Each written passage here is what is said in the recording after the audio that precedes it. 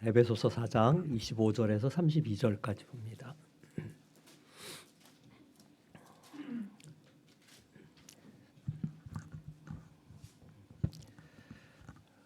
한 절씩 교독하겠습니다. 제가 먼저 25절 읽습니다. 그런즉 거짓을 버리고 각각 그 이웃과 더불어 참되는 것을 말하라. 이는 우리가 서로 지체가 됨이라. 마귀에게 틈을 주지 말라.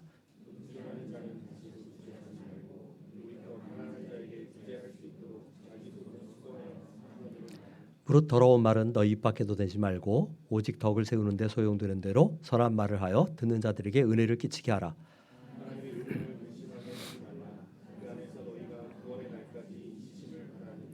너희는 모든 악독과 노함과 분냄과 떠드는 것과 비방하는 것을 모든 악의와 함께 버리고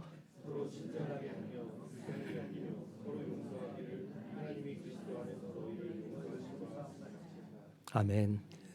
오늘은 우리 중직자들이 찬양하겠습니다.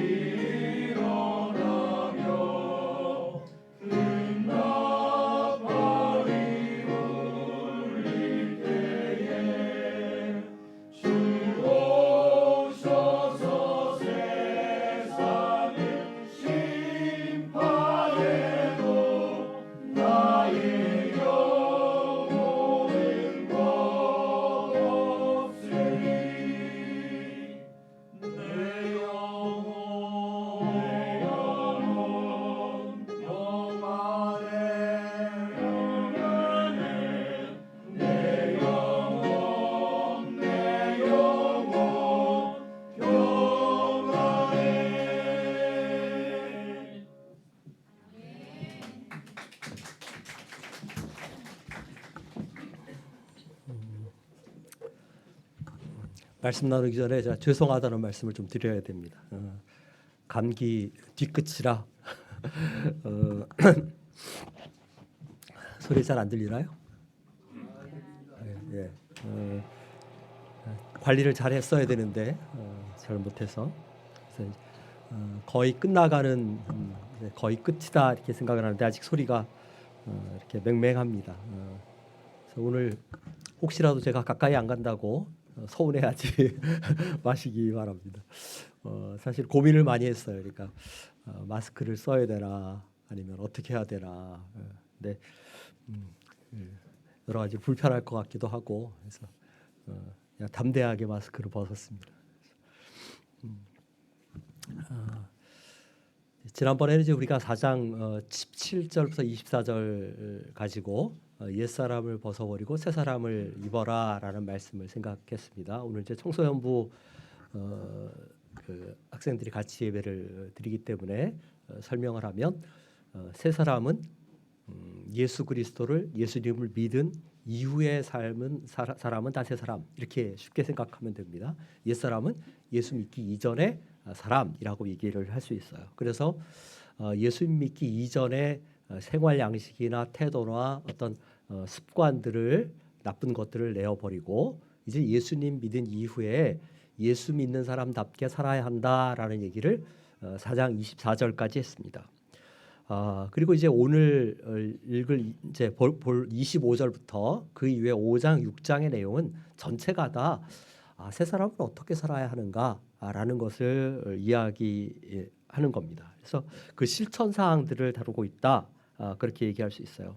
오늘 본문은 이제 서론적인 부분에서 새 사람의 삶을 간단하게 네 가지로 요약을 합니다. 25절부터 32절까지가 오늘 본문인데 이 부분을 보면 반복되는 똑같은 패턴이 나타나요. 뭐냐면 맨 처음에는 버려야 할 것을 얘기를 하고 그 다음에는 힘써야 할 것을 얘기하고 왜 그래야 하는가 하는 이유를 얘기를 합니다.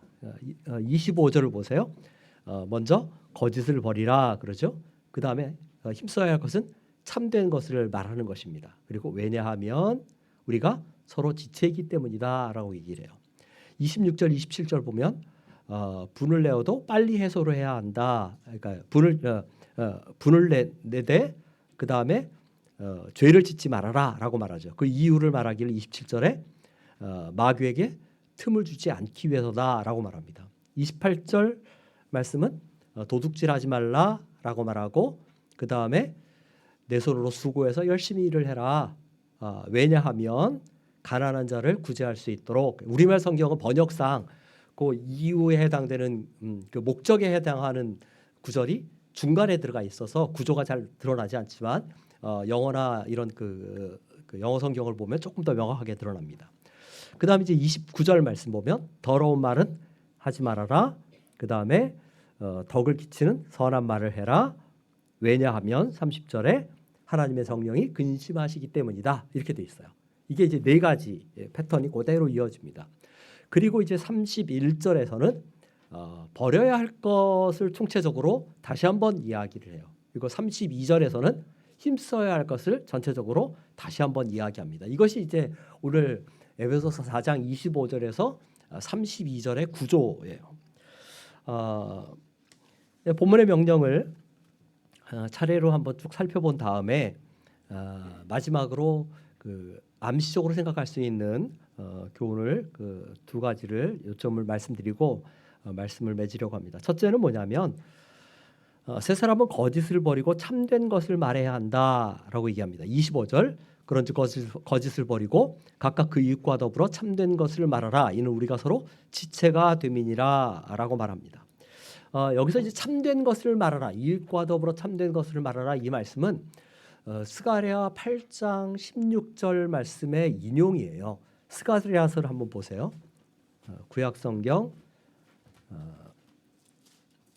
뒤에서 두 번째죠. 말라기 전에 8장 16절 17절 한번 보겠습니다. 같이 읽겠습니다. 시작. 너희가 행할 일은 이러하니라. 너희는 이웃과 더불어 진리를 말하며 너희 성문에서 진실하고 화평한 재판을 불고 마음에 서로 해하기를 도모하지 말며 거짓 맹세를 좋아하지 말라. 이 모든 일은 내가 미워하는 것이니라. 여호와의 말이니라. 이 말씀은 포로 귀환한 이스라엘 공동체에게 하나님이 스가랴 선지자를 통해서 하신 말씀이죠. 이제 포로가 되었다가 돌아와서 하나님께 속한 새로운 그 하나님 백성 공동체를 재건하려고 하는 때입니다. 그러니까 제2의 출애굽 같은 그런 사건을 경험하고 이제 새 출발을 하려는 것이죠. 그런데 하나님 나라 역사에는 항상 그것을 방해하려는 사탄의 공작이 있어요. 여기서 사탄이 이 새로운 이스라엘 백성 공동체를 무너뜨리려고 하는데 사용하는 방법은 뭐냐면 바로 내부적인 것입니다. 그러니까 외부적인 사마리아인들의 어떤 회방, 그러니까 건축이나 재건을 방해하는 공격들도 있었지만 그 내부적으로 분열을 조장하는 거예요. 그 분열을 조장하는 것에 아주 심각한 요인 중에 하나가 뭐냐면 바로 위증이죠. 그러니까 이 본문 내용을 보면 이 거짓말은 일상의 거짓말도 넓게 보면 포함할 수 있겠지만 가장 결정적으로 뭐냐면 재판석상에서 거짓 증언을 하는 것입니다. 바울이 이제 4장 3절에서 에베소서 4장 3절에서 성령이 하나 되게 하신 것을 힘써 지키라 그랬잖아요. 그런데 만약에 공동체 안에 어떤 그 소송권이 있어서 시비가 붙어서 그 옳고 그름을 가려야 할 때 누군가가 어떤 사람을 대상으로 해서 거짓 증언을 하게 되면 어떤 일이 벌어집니까? 결국은 싸우고 다투고 그 공동체는 와해되고 마는 것입니다. 그래서 공동체 안에서는 신앙 공동체 안에서는 특별히 조심해야 할 게 말이에요. 이제 이 그 에베소서 4장, 5장, 6장 보면 특별히 세 사람의 삶에 관련된 가장 큰 그 비중을 차지하는 게 뭐냐면 언어 생활입니다.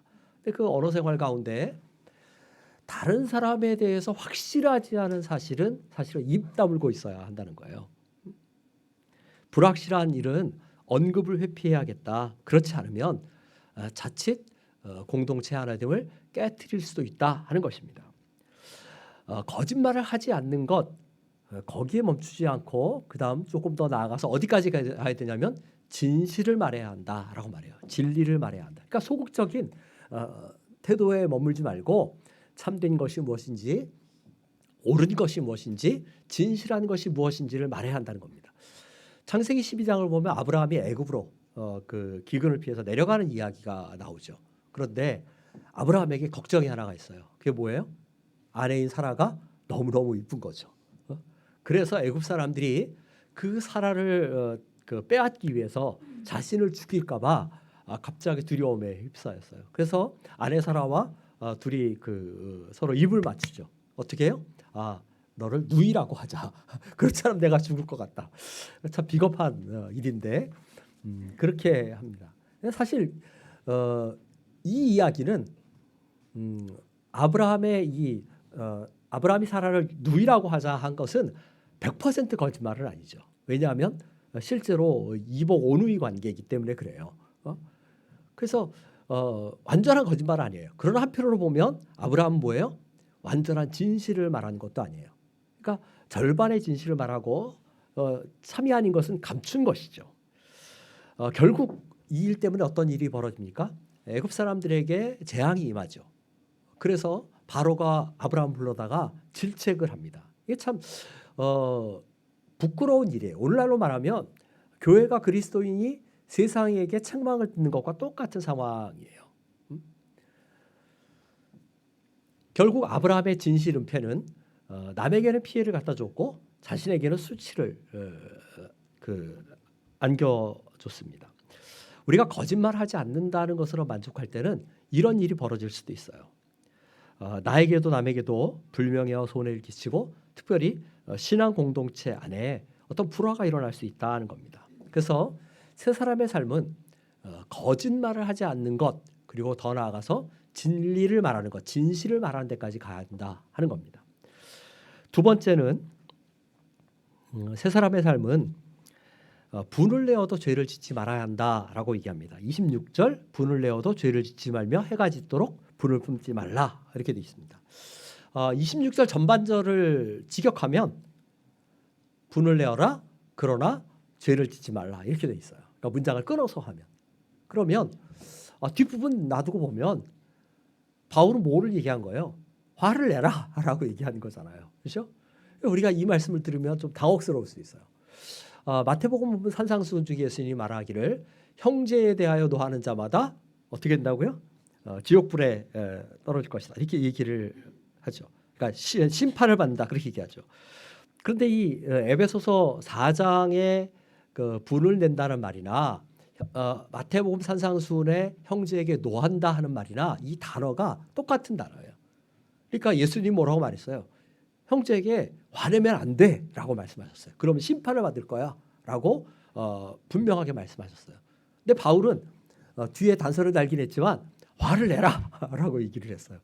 그러면 어느 게 맞는 걸까요? 화를 내도 될까요? 안 내도 될까요? 이 문제를 어떻게 풀어야 할까 하는 생각을 하게 됩니다.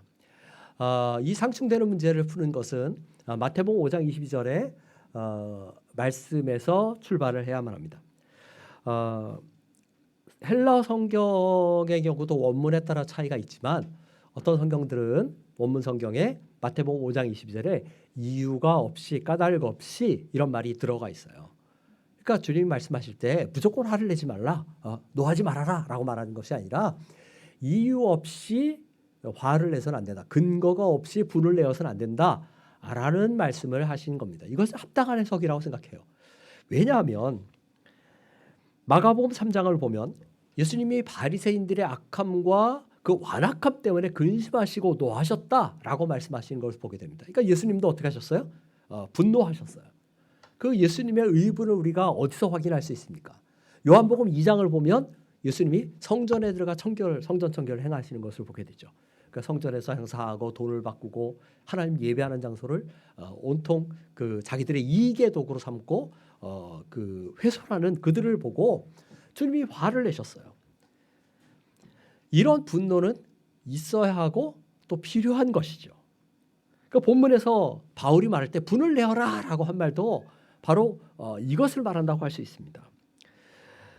바울이 말한 것은 죄나 불법이나 불이나 부도덕한 일이나 악한 일에 대해서는 마땅히 분한 마음을 품고 그것에 대해서 분을 낼 수도 있어야 한다는 거예요. 특별히 교회는 또 그리스도인들은 하나님 나라의 역사를 방해하는 그런 일들을 보면서 그냥 침묵하고 아무렇지도 않은 것처럼 그렇게 대해서는 안 된다는 겁니다. 세상의 불법과 죄도 그렇지만 특별히 영적인 방해에 대해서는 마땅히 의분을 품어야 돼요. 그런데 이제 이런 의분도 한 가지 문제가 있습니다.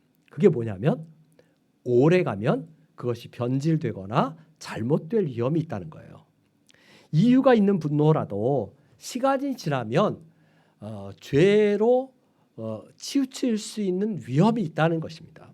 우리가 이제 세상에서 보면 정당한 시위를 하는 경우도 이런 일들을 종종 보죠. 처음에는 분명히 정당한 근거를 가지고 마땅히 해야 할 그 어떤 시위이기 때문에 그렇게 시작하는데 자칫 잘못하면 물론 이거 반대로 보면 들어야 할 사람이 안 듣기 때문에 그런 일이 벌어지기도 하죠. 그런데 흥분하게 되면 어떻게 돼요? 과열돼서 폭력적이 되거나 선을 넘지 말아야 할 그 선을 넘게 되는 것이죠. 이게 이제 우리 가정에서도 종종 벌어져요. 아이를 부모가 야단칠 때 경험하는 일입니다. 아이들이 잘못해요. 그렇죠? 그럼 부모는 마땅히 그 잘못한 것에 대해서 화를 내고 야단을 쳐야 돼요. 화를 내도 그냥 잘못해도 그냥 괜찮아. 그리고 화를 안 내면 아이들은 어떻게 생각해요? 잘못해도 되는구나라고 생각을 하죠. 그래서 엄마 아빠는 아이가 잘못한 것에 대해서 마땅히 화를 내야만 합니다. 그런데 그 화가 너무 오래 가거나 잘못해서 감정이 거기에 섞이게 되면 어떻게 돼요? 격정적이 되고 도를 넘어가는 징계를 하게 됩니다. 그러니까 우리의 분노는 오래 가면 변질될 위험이 있다는 거예요. 그래서 바울이 뭐라고 말합니까? 분을 내어도 해가 지도록 분을 품지 말라라고 말하는 것입니다. 왜냐하면 그 다음에 27절에 있는 말씀처럼 사탄이 틈을 타는 것이죠. 그것을 죄의 기회로 악의 기회로 우리를 넘어뜨릴 기회로 활용하는 것입니다. 그러므로 의분일지라도 빨리 해소하는 것이 중요하다는 거예요. 내 마음의 불을 많이 오래 품고 있지 말고. 이 말씀을 어떤 분들은 분을 내어도 해가 지도록 품지 말라. 그러니까 시한이 그래 12시까지는 시한이야. 뭐 이렇게 생각하고 아침에 화를 내고 밤에 잘 때까지 그 화를 품고 있는 뭐 이런 문자적인 이야기가 아니죠. 이 말씀 무슨 이야기냐면 화를 내되 그 의로 분노를 할지라도 그 분노는 최대한 빨리 해소를 해라 라는 이야기입니다. 분노를 오래 품고 있어서는 안 된다는 단순한 말씀입니다. 세 번째로 세 사람은 도둑질하지 말고 자기 손으로 힘써서 일해야 한다라고 말씀합니다. 28절 도둑질하는 자는 다시 도둑질하지 말고 돌이켜 가난한 자에게 구제할 수 있도록 자기 손으로 수고하여 선한 일을 하라라고 말합니다. 자, 도둑질하지 말라. 도둑질하는 자는 도둑질하지 말라. 이 말씀을 들으니까 조금 위안이 되는 사람들이 있을 수 있어요. 나는 평생 남의 것에 절대 손댄 적이 없어. 도둑질은 나와는 거리가 멀어. 이렇게 생각을 할 수 있죠. 그런데 도둑질의 의미를 조금 더 확대해 보면 어쩌면 저나 여러분도 도둑질 하는 일들이 종종 있을 수 있다 이렇게 생각할 수 있어요. 무슨 얘기냐면 어떤 분이 얘기하기를 회사에서나 직장에서 정해진 임금을 받고 근로 시간에 내가 게으름을 피우면 그것도 역시 일종의 도둑질과 같다라고 설명하는 것을 봤어요. 그렇죠. 내가 받은 임금만큼 일을 하는 것이 정당한 것이죠. 근데 내가 임금을 받고 그 시간에 정해진 시간에 딴짓을 하고 내 개인적인 일을 본다면 그것은 그것을 도둑질하는 것 같다는 것입니다. 전체 문맥을 보면 이 도둑질은 어떤 면에서는 불로소득도 해당된다라고 말할 수 있어요. 왜냐하면 마지막에 자기 손으로 수고하여 선한 일을 하라. 그러니까 그리스도인들이 마땅히 얻을 소득은 어떤 것이어야 한다는 거예요? 내가 열심히 수고해서 얻는 소득이어야 한다는 것입니다. 오늘날은 이제 어떻게든 그 이익을 많이 남기는데 관심이 있죠. 그래서 몇 배의 이익을 남기느냐 하는 것이 이제 관심사입니다. 그런데 그리스도인들은 무조건 많은 이익을 남기는 것보다는 적정한 이익을 남기고 그것으로 만족하는 것이 필요합니다. 저는 뭐 경제학이나 경영학 뭐 이런 것들을 잘 모르지만 모든 분야에는 이 정도 선이면 적정 이윤이다라는 그것이 있을 거예요. 합의된 것이. 그런데 그것에 뭐 10배, 20배, 100배 이익을 얻어서 내가 치부를 하겠다라고 생각한다면 그것도 역시 그리스도인다운 건전한 올바른 사고가 아니라는 것입니다. 제 손으로 수고하여 벌어들인 소득이 아름답습니다. 예전에는 그런 불로소득이 좋았을 수 있어요. 그러나 예수 믿은 다음에는 뭐를 귀하게 여겨야 하냐면 내가 땀 흘려서 수고하고 노력해서 얻은 소득을 귀하게 여기고 그것을 하나님께 구별하여 드릴 때 그것이 하나님 기쁘시게 받는다라고 생각을 해야만 합니다. 이것이 세 사람의 삶입니다.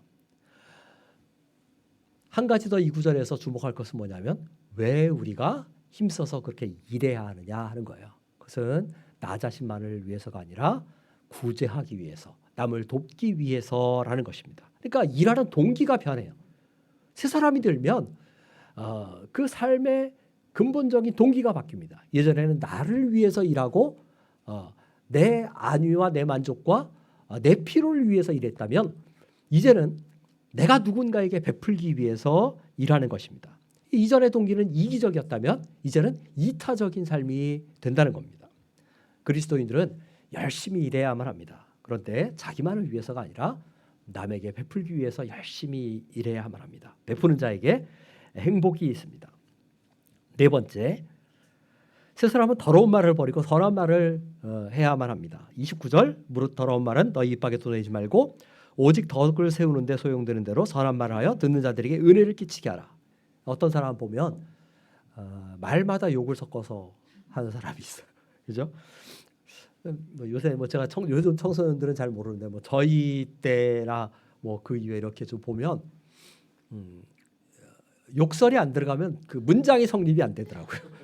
어떻게 저게 가능할까? 저는 어렸을 때 참 그 불가사의한 일이다라는 생각을 늘 품고 있었어요.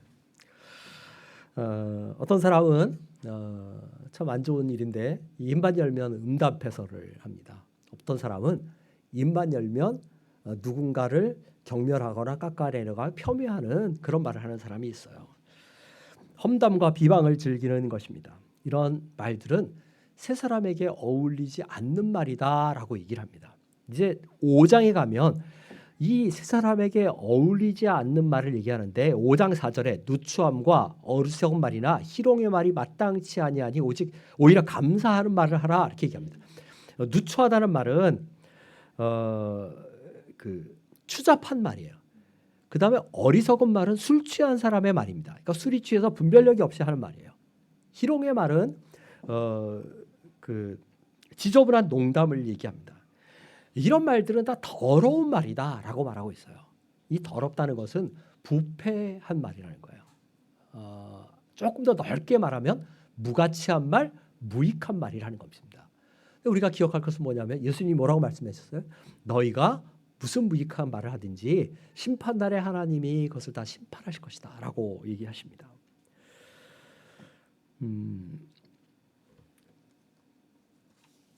새 사람은 따라서 무익한 말들을 버려야만 합니다.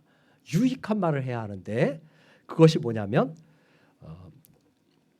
은혜를 끼치는 말, 격려하는 말, 위로하는 말, 세워주는 말, 감싸주는 말, 또 생명을 주고 그 사랑을 전달하는 언어들을 우리의 언어로 삼아야 한다라고 말씀합니다.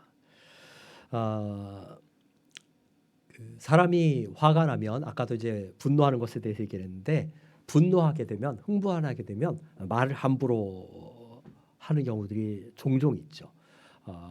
그래서 그 엄마 아빠들이 아이들에게도 인내 한계에 달하면 가끔 그냥 안 할 말을 불쑥 이렇게 내뱉게 됩니다.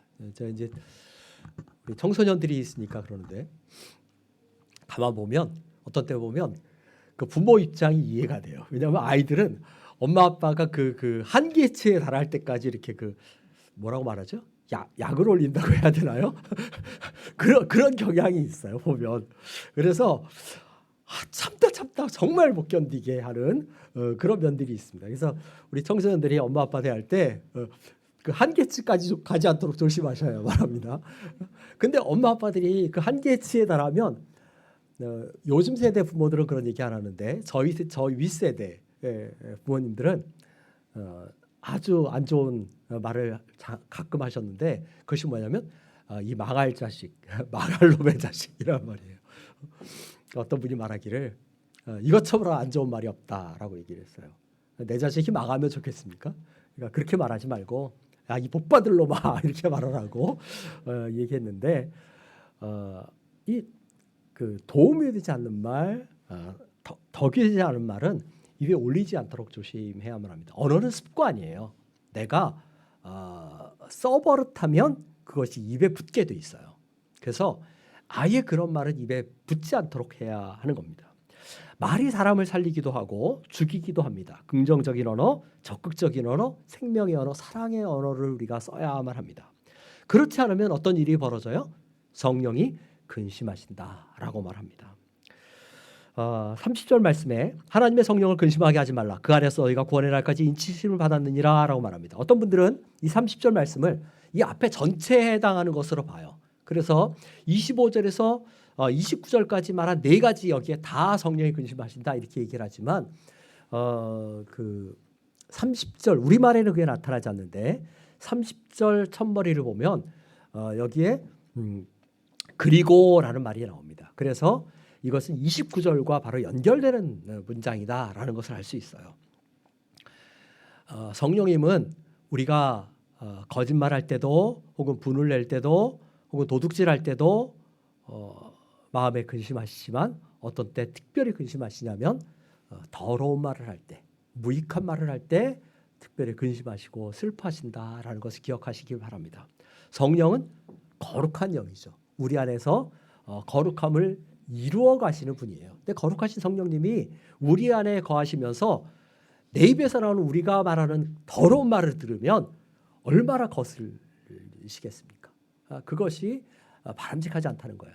더구나 이 성령님은 우리를 구속의 날까지 인치셨다 이렇게 얘기해요. 인친다는 것은 지난번에 우리 은주 목사님도 설명했지만 도장을 찍어서 소유권을 주장하는 것이죠. 그러니까 성령이 우리 안에 들어와 계신 자체가 하나님이 우리에 대한 소유권을 주장하시는 것입니다. 그러니까 성령이 거하시는 것은 내가 하나님의 사람이다라는 것을 보증하는 거예요. 이 하나님 사람됨이 언제까지 가냐면 마지막 구속의 날까지. 그러니까 구원을 보증하시는 분이 성령님이신 것이죠. 이 성령이 우리 안에 거하시면서 드러나는 가장 중요한 특징이 뭐냐? 이제 우리가 성령 충만에 대해서 많이 얘기하잖아요. 성령 충만하십니까? 라고 묻고 성령 충만한 모습이 무엇입니까? 라고 물으면 여러분들 뭐라고 대답하시겠습니까? 성령 충만의 가장 큰 증거가 뭘까요? 방언하는 걸까요? 환상을 보는 걸까요? 혹은 무슨 예언을 하는 걸까요? 신비한 체험을 하는 걸까요? 5장에 이제 다음에 보겠지만 바울이 뭐라고 말합니까? 오직 성령의 충만을 받으라 하고 나서 뭐예요? 시와 찬미와 신령한 노래로 서로 화답하며. 이 말씀을 잘 읽어야 하는데 이게 다 언어와 관계된 거예요. 이걸 아주 쉽게 말하면 이런 겁니다. 우리의 언어가 마치 하나님께 찬양하는 것처럼 서로 주고받는 대화가 되어야 한다는 거예요. 그렇게 아름다운 것이 되어야 한다. 그러니까 성령 충만의 가장 큰 변화, 뚜렷한 그 달라짐은 뭐냐? 그것이 언어의 달라짐이에요. 우리가 우리 안에서 구속의 역사를 이루어 가시는 그 성령님을 슬프게 하는 일, 그 역사에 역행하는 일을 하지 않도록 해야 한다는 것입니다. 그것이 새 사람의 마땅한 삶의 모습이에요. 31절은 버려야 할 것입니다. 너희는 모든 악독과 노함과 분냄과 떠드는 것과 비방하는 것을 모든 악의와 함께 버리고. 이게 뭐 다 아는 내용이에요. 악독은 독설이에요. 노한다는 것은 격분 격정이고 분냄은 분노죠. 떠드는 게 뭡니까? 시끄럽게 떠들지 마. 이 이야기가 아니에요. 이 떠드는 것은 고함을 지르는 것이에요. 비방하는 것은 하나님의 사람을 모독하는 것입니다. 하나님을 모독하는 것도 문제인데 사람을 모독하는 것도 어떤 때 문제예요. 왜 그래요? 왜 사람을 모독하는 것이 심각한 모독입니까? 문제입니까? 사람이 하나님의 형상으로 지음받은 존재잖아요. 그렇죠? 그래서 어떤 때에 사람을 모독하는 것이 하나님을 모독하는 것과 연결이 되는 경우들을 봐요. 마지막 나오는 악인은 악한 성향입니다. 이것들은 모두 다 철저하게 버려야 한다는 겁니다. 모든이라는 말을 2번 써서 완전하게 버려야 한다고 강조합니다. 그리고 마지막 32절 적극적으로 힘써야 할 것이죠. 친절하게 하며 불쌍히 여기며 서로 용서하기를 하나님이 그리스도 안에서 너희를 용서하신 것 같이 하라. 여기는 이해가 안 가는 것이 없어요. 우리가 적극적으로 힘써야 할 것들입니다. 근데 중요한 건 뭐예요? 그 기준이 뭐냐는 거예요. 너희가 서로 불쌍히 여기고 사랑하고 친절하게 대해야 한다. 근데 그 기준은 누가 하신 것 같이? 그리스도가 하신 것 같이. 이 말씀에서 우리가 무엇을 느낍니까? 우리의 마음이 얼마나 넓어져야 하는지, 우리의 마음이 얼마나 커져야 하는지, 우리가 남을 용서하거나 사랑하는 것이 얼마나 커져야 하는지 그걸 알게 돼요. 그러니까 주님이 나를 완전히 용서하셨다면 때로는 우리도 지체들을 향해서 다른 사람을 향해서 그렇게 마음을 넓혀 가야 한다는 것입니다. 이 전체 말씀을 가지고 2가지 주목할 것이 있는데 하나는 뭐냐면 우리의 경건이 개인적인 차원에 머무는 것이 아니라 공동체적인 것이다라는 거예요. 여기 언급되는 명령들은 주로 인간관계에 관련된 거예요. 그러니까 나 혼자서 고립돼 있으면서 실천하는 덕목이 아니라 사회 속에서 공동체 속에서 누군가의 관계 속에서 실천해야 할 일들이라는 겁니다. 그러니까 성령이 우리 안에서 이루어 가신 역사, 구원에 대해서 얘기하는데 이것이 그냥 단순히 나 개인 혼자만의 영역에 머무는 것이 아니라 관계성, 사회성으로 연결되는 거예요. 특별히 25절 보세요. 참된 것을 말하는데 어떻게 말하라? 그 이웃과 더불어 말하라. 그렇게 얘기해요. 이 특별한 표현입니다. 바울은 내가 이웃에게 진리를 말해. 그렇게 얘기하지 않았어요. 이웃과 더불어, 그러니까 함께라고 말합니다. 그러니까 내가 참된 말을 해야 할 뿐만 아니라 어디서도 공동체 안에서도 진리가 말해지도록 서로 격려하고 이렇게 북돋아야 한다는 것입니다. 이 본문을 전체를 보면 서로라는 말도 자주 강조해요. 우리의 경건은 골방에서 이루어지거나 산속에서 이루어지거나 나 혼자 사는 무인도에서 이루어지거나 하는 것이 아닙니다. 흔히 어떤 사람들은 혼자 열심히 성경 읽고 혼자 열심히 기도하고 혼자 묵상하면 신앙이 자라는 것이고, 그래서 교회 나갈 필요도 없고 공동체로 모여 있을 필요도 없다고 생각을 해요. 세상의 사회도 그렇게 사는 법이 없죠. 여러분들이 태어나면 대한민국이라는 혹은 가정이라는 어떤 한 지역이라는 그 공동체 속에 태어나요. 그 안에서 함께 살아가게 돼 있어요. 영적인 출생도 똑같다고 제가 말씀드렸어요. 영적인 출생도 그리스도의 그 하나님 백성 공동체 안으로 태어나는 것입니다. 이 안에 살아가도록 돼 있어요. 성화도 이런 면에서 보면 개인 차원의 것이 아니에요. 우리가 함께 거룩함을 이루어 가야 한다는 것입니다. 두 번째로 주목할 것은 뭐냐면, 이 경건이나 성화가 공동체적인 차원이 있지만 개인적인 의무도 무시하지 말아야 한다는 거예요.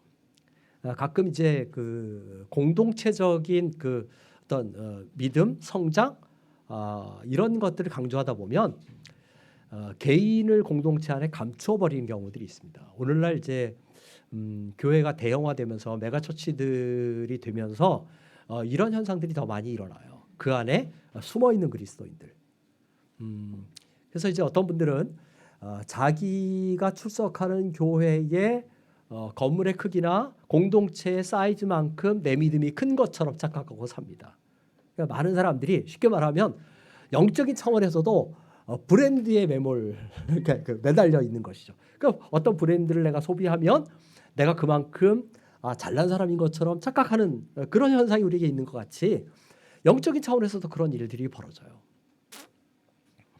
그런데 어떤 신앙 공동체든 그 공동체 전체로서 해야 할 사역이 있고 이루어가야 할 성화가 있는 반면에 개인으로서 힘써야 할 부분도 분명히 있다는 것을 기억해야만 합니다. 25절 보면 각각이라는 표현이 나오죠. 너희가 각자 해야 한다. 이 거짓을 버리고 참된 것을 말하는 것은 우리가 더불어 하기도 하지만 각각 해야 할 일이에요. 28절은 자기 손으로 수고해야 한다 그렇게 말합니다. 그런데 이 수고가 구제할 것이 있기 위하여라고 말해요. 그러니까 수고하는 것도 각자 해야 되지만 또 여기는 어떤 함의가 있어요? 함축된 어떤 의미가 있습니까? 구제하는 것도 너희가 각자 힘써야 할 부분이라는 거예요. 그러니까 교회 공동체가 구제를 해야 하기도 하지만 각각 해야 한다는 겁니다.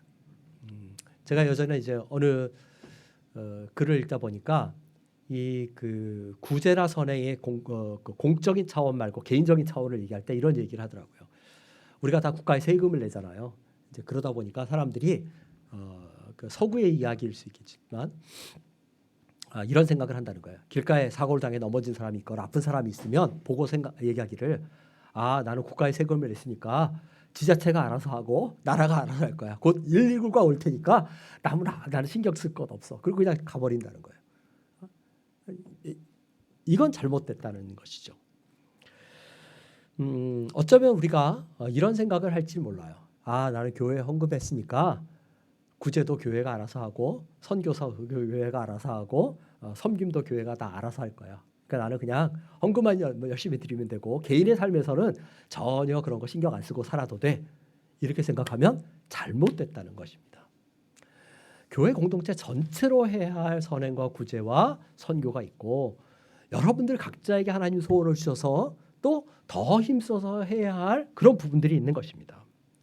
전체 안에 나를 감추지 말고 내가 힘쓸 바가 무엇인지를 확인하고 그것에 힘쓰는 사람들이 되어야만 합니다. 이 경건과 성화와 믿음의 성장의 공동체적인 차원과 개인적인 차원이 균형을 이루어야 한다 하는 겁니다. 어느 하나를 간과하거나 한쪽으로 치우쳐서는 안 됩니다.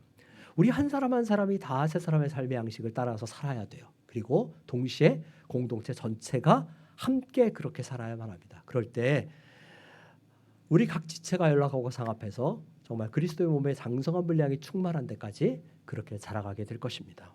찬양하겠습니다. 289장